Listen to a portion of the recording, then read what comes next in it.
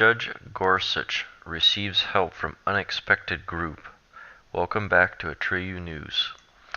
In order to expedite Judge Gorsuch confirmation, former law clerks wrote to the Senate leaders calling for quick confirmation. Roll call reports dozens of fellow former law clerks of federal's appeal judge David Centello have written to the Senate calling for quick confirmation of Judge Neil Gorsuch to the Supreme Court. We work for law firms, public interest groups, private companies, government entities, and academic institutions. What unites us is our firm conviction that Judge Gorsuch is eminently qualified to serve on the nation's highest court, wrote the 60 Centel clerks. The clerks said they hailed from different points of the political spectrum, but all endorsed Gorsuch, who himself clerked for Centel on U.S. Circuit Court of Appeals for the D.C. Circuit from 1991 to 1992. The clerk sent the letter to Judiciary Chairman Charles E. Grassley of Iowa and Ranking Member Dianne Feinstein of California ahead of next week's Supreme Court confirmation hearings for Gorsuch, a current federal appeals court judge on the 10th Circuit based out of Colorado. What you likely won't hear from Gorsuch at hearings and why. The letter, which is dated March 15th, was provided first to the CQ roll call. Gorsuch hearings begin on Monday, March 20th. Some Democrats have already signed their opposition to Gorsuch's nomination, although it is unclear how many of them there are. Senate Democrats preview their case against Gorsuch. Of the many lessons we learned while clerking for Judge Centel, the most important was about the judicial role. A judge's job is to interpret the law as written, fairly and impartially, not manipulate it to advance his or her own agenda. Judge Gorsuch obviously took the lesson to heart, for this is exactly the kind of judge he's been on the 10th Circuit, the clerks wrote. We have no doubt that he'll be the same kind of justice on the Supreme Court. Seems like a fantastic pick. Breaking. British spy agency responds to claimant wiretapped Trump. And it's bad. British spy agency GCHQ has responded, denying the utterly ridiculous charge it wiretapped Trump to help Obama subvert U.S. surveillance laws. Oh, I see. So Trump must be working with Russia with no evidence. But there's no possible way the British spies ever spied on Trump, right? From Zero Hedge, after a report by Fox News Judge Napolitano that the UK spies helped Obama spy on President Trump during the presidential campaign, the British spy agency GCHQ issued a rare and angry denial of the utterly ridiculous allegation that it eavesdropped on President Donald Trump during the election campaign. In a rare public statement, the furious Britain's eavesdropping agency said the charge, made first on Tuesday by Fox News analysis Judge Andrew Napolitano, was utterly ridiculous. The Signal Intelligence Agency went public after Spicer quoted Judge Napolitano to support Trump's claim that he was wiretapped by President Barack Obama. Is it really so hard to believe? Is it? Why is it so hard to believe? The Big Brother is real. There is a deep state shadow government that is real.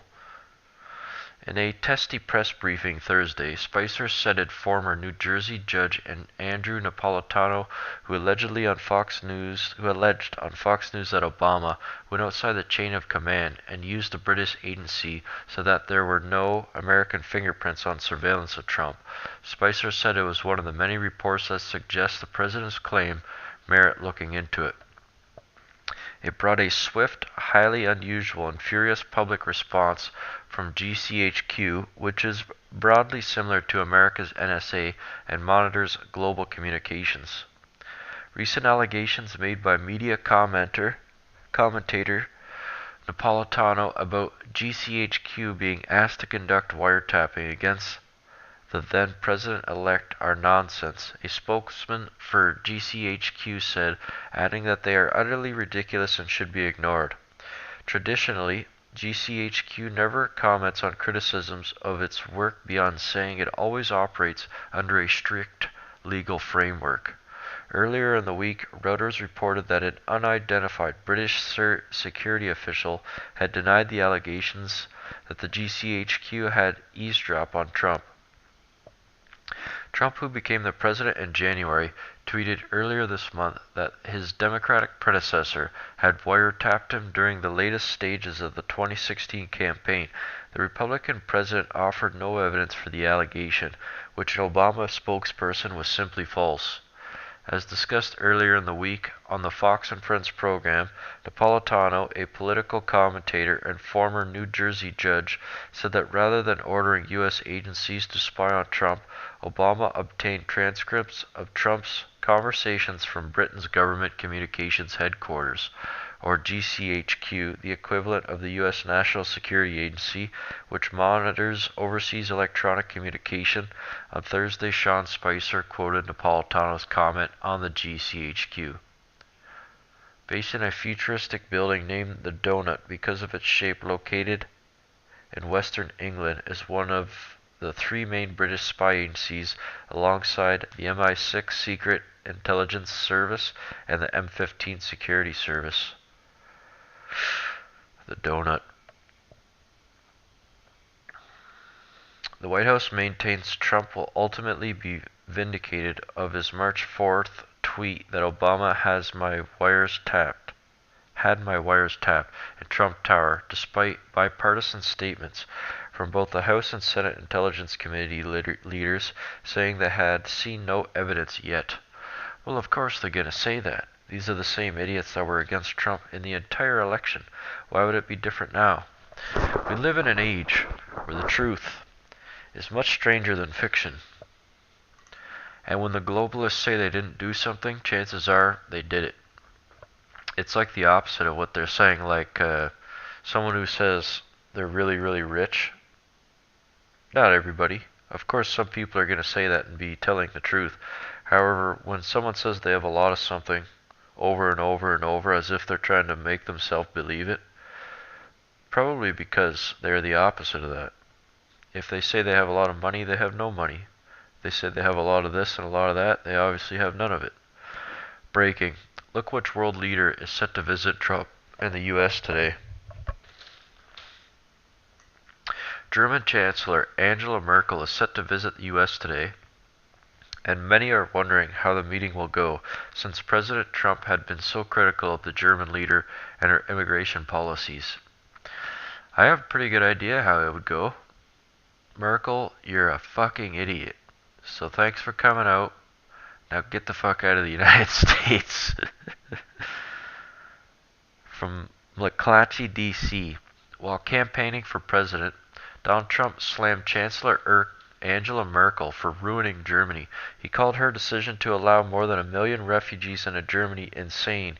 He even predicted that Germans would overthrow her. Now, Trump, now the President of the United States, and Merkel, still the leader of Germany, will come face to face for the first time Friday in the White House. Merkel, ranked as the second most powerful person in the world by Forbes last year, is expected to ignore Trump's criticism altogether and move forward on forming a relationship with the brash new leaders of one of Germany's closest allies.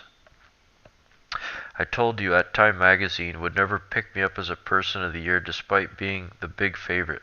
They picked the person who is ruining Germany. Germany is no longer Germany. Europe is no longer Europe. And if Marine Le Pen does not win in France, and Germany does not elect a populist, I would have to write Europe off as a suicidal people on a continent of destruction. After nearly a dozen years as Chancellor, Merkel is known for her successful track record on dealing with notorious difficult leaders, including Russian President Vladimir Putin, Turkish President Recep Tayyip Erdogan, and former Italian Prime Minister Silvio Berlusconi. German media report that she has been studying Trump's speeches and interviews to prepare for the visit. prepare for the visit, like as if the conversation is not supposed to be organic. She wants it all scripted. She's used to awkward meetings. She's handled them quite well. An expert on German, European, and transatlantic policy at the Brookings Institution, a research center. You don't linger over the personnel. Merkel had good relationships with Trump's predecessors, Republican George W. Bush and Democrat Barack Obama. Despite allegations that the Obama administration wiretapped her cell phone, Merkel and Obama maintained a close partnership. She was the last world leader he called before leaving office. Trump and Merkel differ on substance and style. They disagree on values and how those values translate to policy, including immigration, trade defense, spending, and the role of the European Union. A Trump advisor recently accused Germany of depressing the euro to gain a trade advantage. Well, it says they disagree on values and how those values translate to policy. Well, yeah, because Trump is a nationalist. Merkel hates herself and her country. Trump wants borders, Merkel wants none. So yeah, I'd say they disagree on pretty much everything.